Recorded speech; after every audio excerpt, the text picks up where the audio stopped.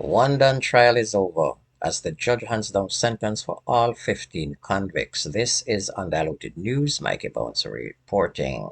The lengthy one done gang trial concluded yesterday afternoon at the Home Circuit Court, with the remaining 9 convicts receiving sentences ranging from 1 year and 9 months to 17 years and 6 months. Chief Justice Brian Sykes in March had handed down a guilty verdict to the 15 defendants in a trial which had started in September of 2021.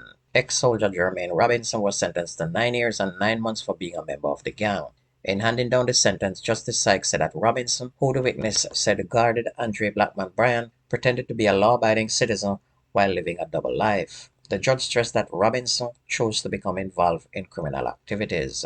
In addition, the Chief Justice said Robinson's sentence was intended to send a signal to other members of the security force who might be tempted to believe that they are able to provide service to gang members without consequences. And earlier in Tuesday's proceedings, Justice Sykes sentenced St. Thomas pastor and the lone female convict Stephanie Cole Christie to 9 years and 9 months behind bars for also being a member of the One Done gang.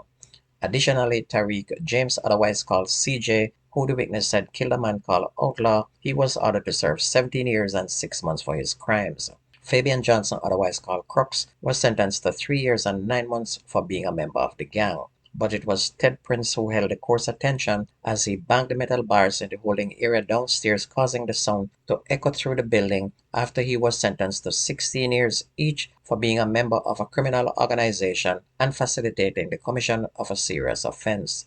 And his sentence are to run concurrently. And he will begin serving his 16-year sentence next year after he completes a previous 8-year sentence for illegal possession of firearm that he's currently on. The U.S. House of Representatives voted yesterday to oust Kevin McCarthy as the Speaker, which is a historic moment that threatens to plunge the House Republicans even further into chaos and turmoil. Rabble-rouser Florida Congressman Matt Gaetz had filed a formal motion on Monday night to eject the Speaker, forcing a vote in the House. Gaetz, who has long challenged McCarthy's speakership, made the move because of a secret deal he believed McCarthy made with Democrats to keep the government from shutting down. Republican Patrick McHenry of North Carolina will now temporarily lead the House of Representatives after the Speaker's position was vacated on Tuesday. Meanwhile, at the civil trial of Donald Trump, who was found guilty of fraud, a judge placed a gag order on him to stop threatening people in his court. He posted a picture of the clerk of court on his social media page, urging his supporters to attack her. But the judge would have none of that, and he was forced to take the woman's picture down. And I'm just hoping that he gets thrown in jail very, very soon.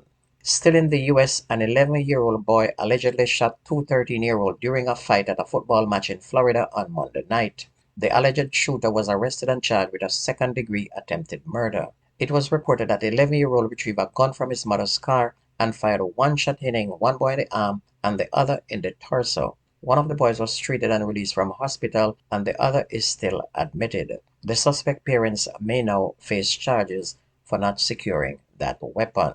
The 13-year-old girl, who was beaten unconscious by 6 schoolmates at Steertown Academy in St. Anne on Monday, is now making progress in her recovery. And the attack occurred after the student reportedly stepped on the shoe of one of the girls. She remains in hospital suffering from head injuries, but she's conscious and alert, and the facility continues to monitor her progress, said Delroy Morgan, Chief Executive Officer of the St. Anne's Bay Regional Hospital. And the 6 girls accused of carrying out the attack are to be questioned by the police. And just on Friday, a boy beat another one unconscious for stepping on his Clark shoes in St. Elizabeth as well. A person of interest is being sought in relation to Monday's incident in which more than 60 students from the Ocherius Primary School fell ill after being sold sweets laced with ganja. The sweets were purchased from the man outside the school gate. The affected children aged between 7 to 12 were rushed to hospital suffering from major dehydration and hallucinations. And up to Tuesday evening, 4 students remain in hospital under observation. A woman is dead and a man admitted to hospital after gunmen attacked them Monday evening in St. Mary. It's reported that 40-year-old Kenesha Walker and her family were at home in Gully Road in Boscobel when armed men entered the premises and fired shots, hitting Miss Walker and the man. She died on the spot while the injured man was transported to hospital. 2 other persons who were inside the house were unharmed. A security guard transporting money was robbed and shot and injured by a gunman at the intersection of Fosdick Road and Lower Bevan Avenue in Montego Bay, St. James, yesterday morning. The 54-year-old guard, who is from the parish, has since been admitted to hospital, the police have reported. Reports are that about 9 a.m. the guard was en route to Scotiabank from a wholesale with cash amounting to more than $2.5 million. Police said the security guard was approached by a man armed with a gun who shot him in the right side of his neck and stole the money before escaping on foot in the area. Residents assisted the guard to hospital where he was admitted in a serious but stable condition, the police said. Meanwhile, the Trelawney police have commenced a probe into the murder of a man who was reportedly gunned down in his community by unknown assailants at a business establishment yesterday morning as well. The deceased has been identified as 31-year-old O'Brien Scarlett, also called Gavin, a laborer of a Carib Road address in the parish. Reports are that about 8:05 in the morning, Scarlett was sitting at the front of a shop in the community when he was pounced upon by a group of gunmen who opened fire, hitting him all over his body. He was taken to hospital where he was pronounced dead, and his death now brings the murder tally in the parish to 12 since the start of the year. On to sports, the Jamaica Football Federation on Monday suspended Denzel Wilkes as the member of its technical committee.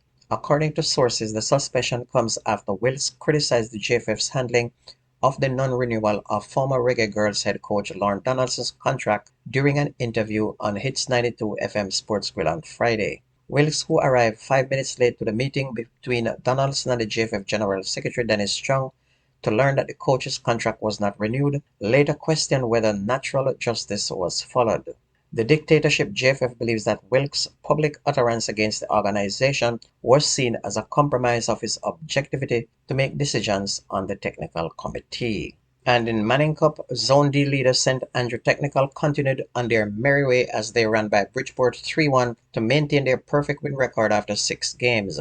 Wolmers were also winners as they brushed aside Vauxhall High 3-0 in Zone G action. Wolmers continued to lead the Zone G ahead of St. Jago, who got the better of Donald Quarry 3-1. And in a very high-scoring game, Norman Manley swamped St. Mary's College 7-0. And the rest of the other Manning Cup games were called off due to lightning and rain.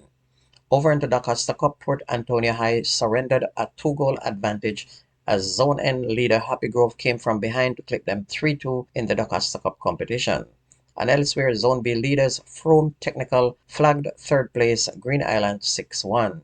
And it ended 1-1 between Irving and Cornwall College in Zone A, while Greenpond hit Malden for 3-0. St. James High, meanwhile, edged Spot Valley 2-1, while Veer Technical and Kemps Hill drew 0-0. And don't forget that the best Manning Cup and the Costa Cup reports take place on this here radio station. And if you ever missed the news, please go to YouTube and type in Jamaican Undiluted News. Listen, like, share, and subscribe to keep it going. This is going to be news and sports on your favorite radio station. My name is Mikey Bones. I gone.